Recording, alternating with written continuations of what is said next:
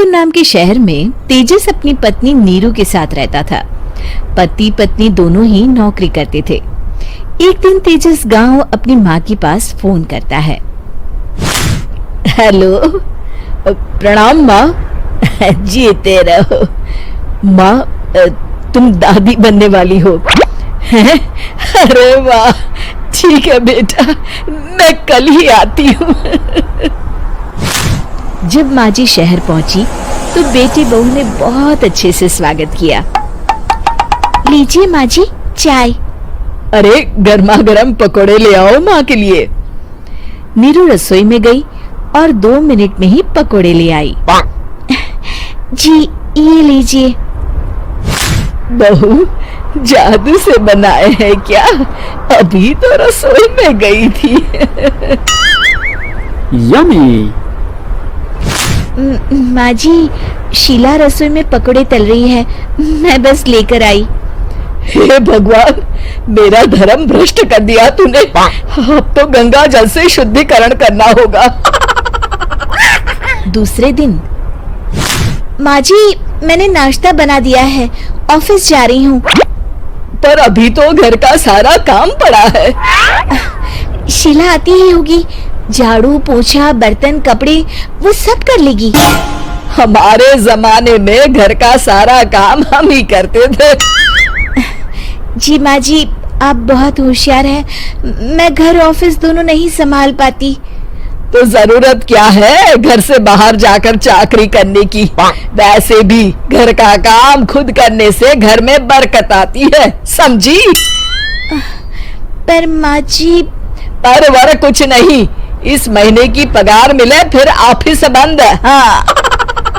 रात को नीरू तेजस से कहती है, सुनिए जी, माँ जी बोल रही थी कि मैं नौकरी छोड़ दूं। वैसे ठीक ही तो है, अभी तुम्हें आराम की जरूरत है।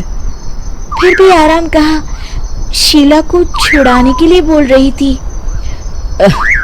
तो अब 24 घंटे में इतना काम तो कर ही सकती हो।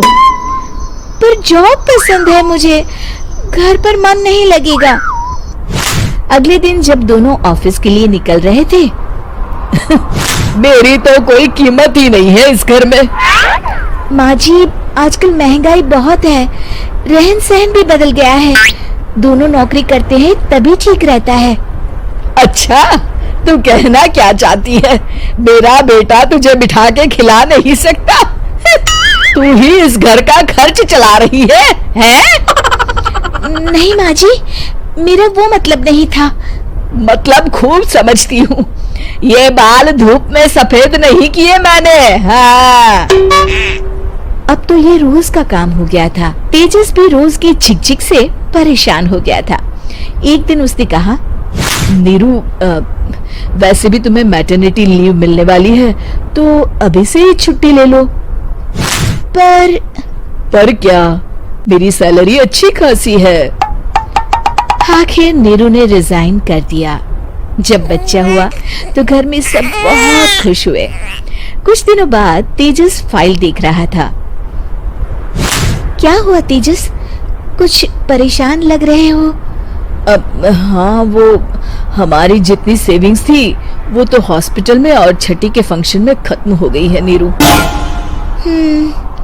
और अभी वैसे मंदी चल रही है तो मैं बोल रही थी कल मुन्ना को हेपेटाइटिस का टीका लगवाना है। नीरू, क्या पोस्टपोन नहीं कर सकते? नहीं जी, बिल्कुल नहीं। अब तेजस को समझ में आ रहा था कि उससे गलती हुई है। पैसों की कमी का असर घर के माहौल पर भी पड़ रहा था।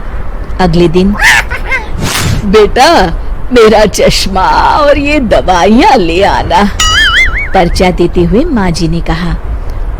जी।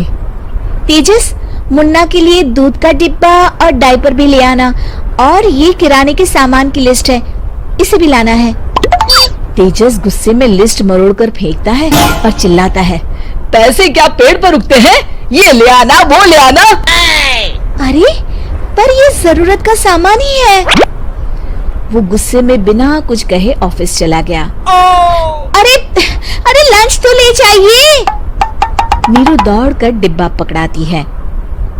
एक दिन खाना खाने के बाद, नीरू, अब तो मुन्ना कुछ बड़ा हो गया, तो अब तुम वापस ज्वाइन कर लो ना जॉब। पर इस रिसेशन में जॉब मिलना बहुत मुश्किल है। ट्राई तो करो। फिर मुन्ना? माँ जी है ना, और एक फुल टाइम मेड भी लगा लेंगे। पर माँ जी, उन्हें तो पसंद नहीं।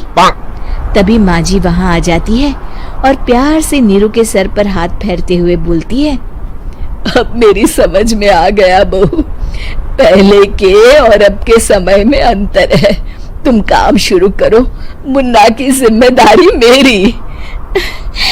मेरी प्यारी माँ जी। ये कहकर नीरू उनके गले लग गई। शिक्षा, परिवर्तन संसार का नियम है। हमें भी समय के साथ